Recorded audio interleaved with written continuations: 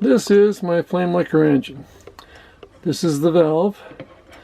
It opens up the port to allow hot air into. It closes, creates a vacuum because the air condenses as it cools off. This, of course, is the piston. It's very tight.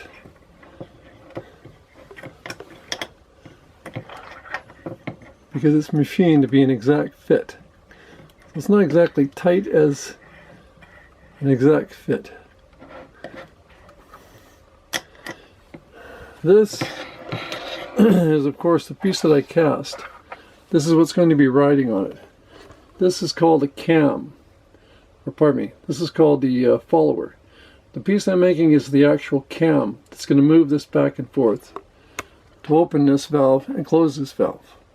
So as I'm making it and progressing along, I'll take videos and show you guys that then. Thanks for watching. This is the original form I used for my casting. This is the casting. You'll notice the size or the length of the two ends.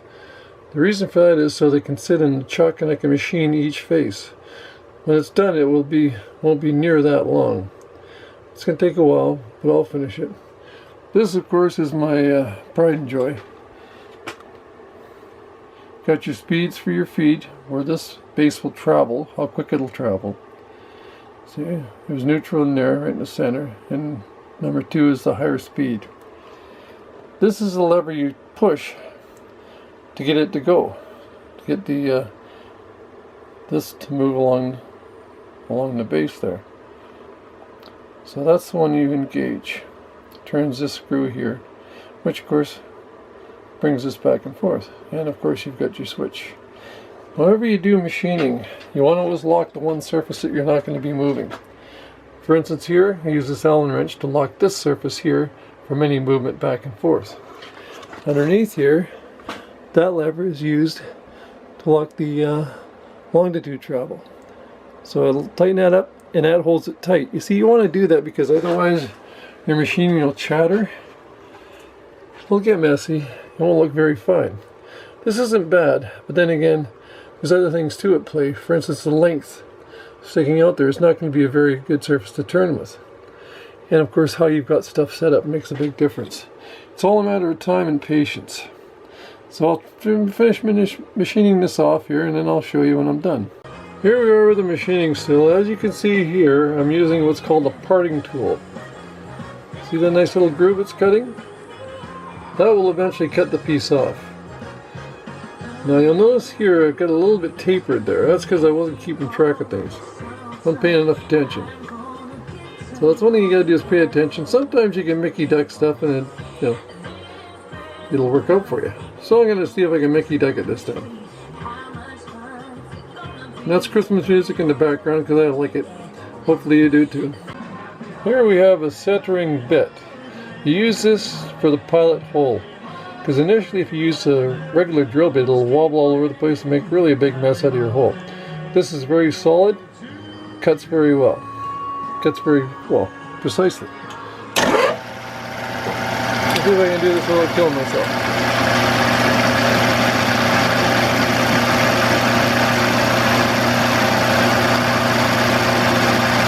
Now we have our pilot hole, we should be good.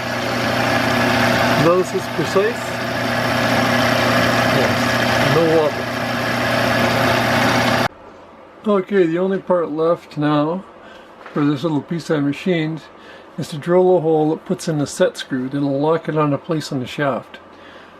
First I have to use this center punch. It's spring loaded, which is quite handy and really good for tiny things. So I put it on the mark that I have there, press down,